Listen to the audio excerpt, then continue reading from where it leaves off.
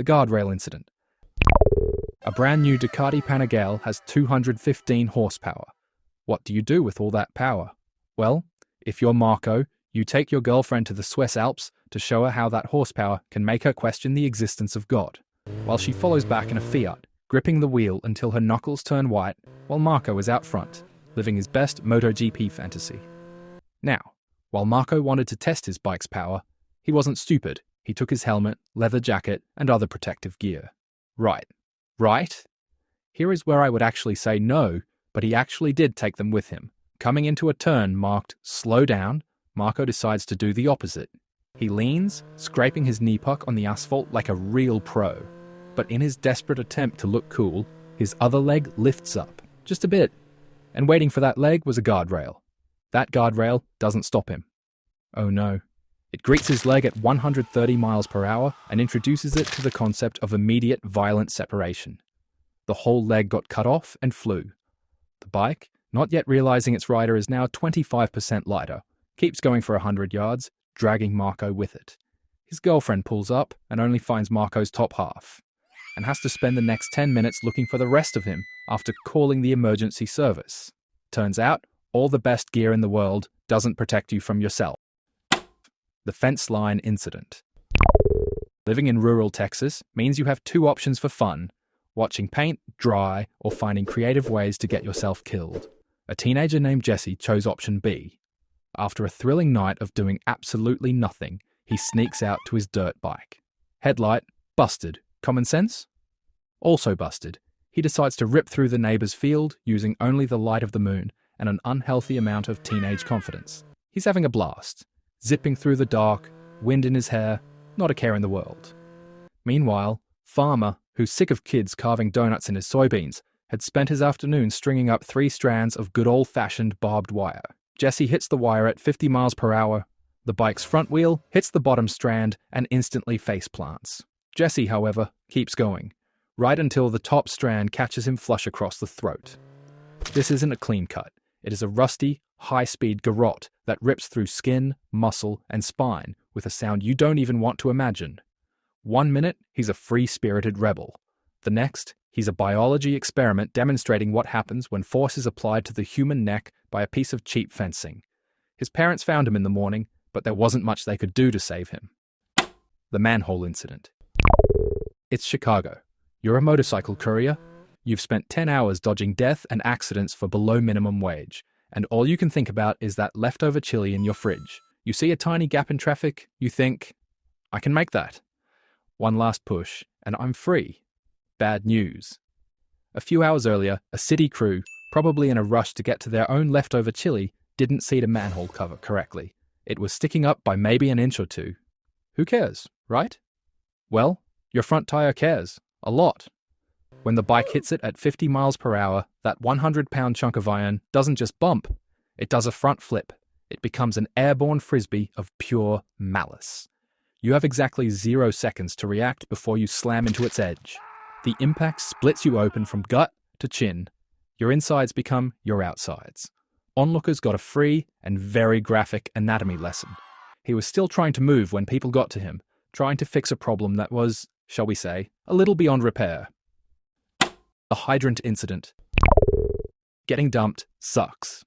What's the appropriate response? Crying? Ice cream? Calling your friends? All wrong.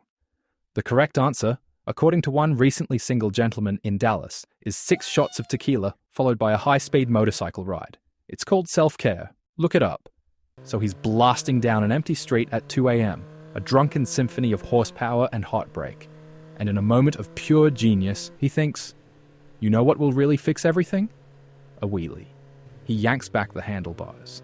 For one beautiful, fleeting second, he's flying. A true god of the road.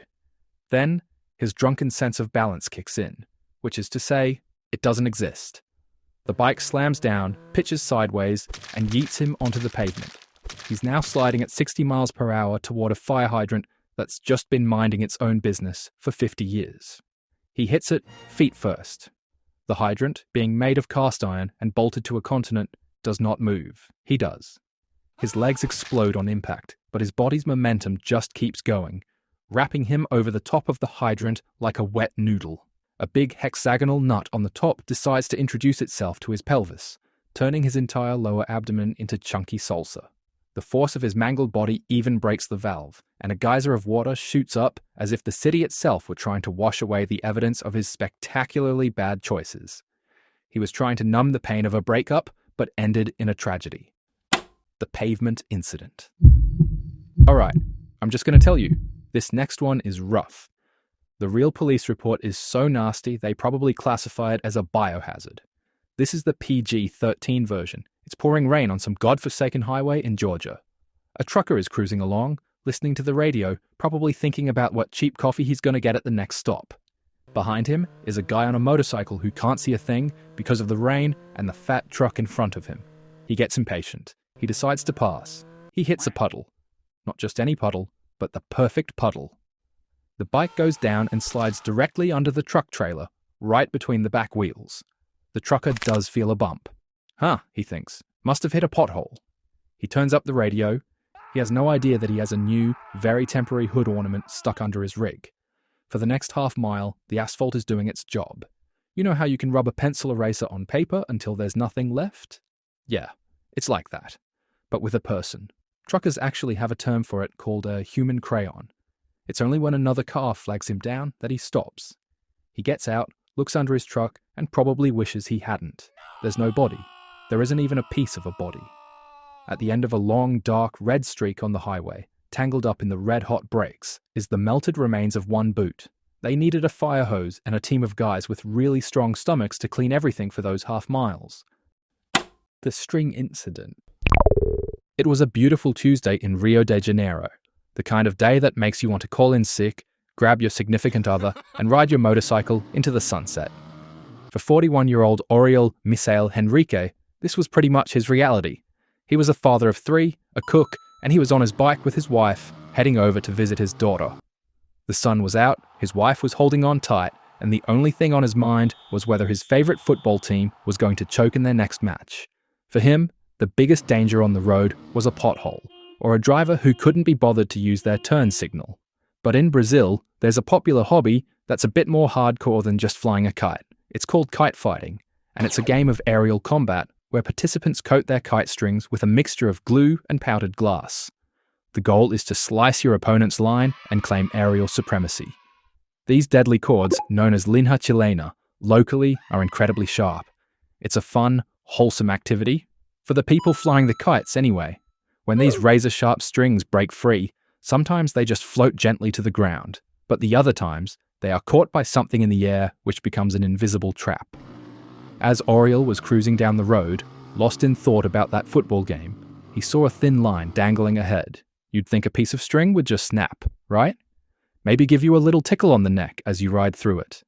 A funny story to tell your daughter when you arrive. That's what I would say if this wasn't basically a suspended cheese wire.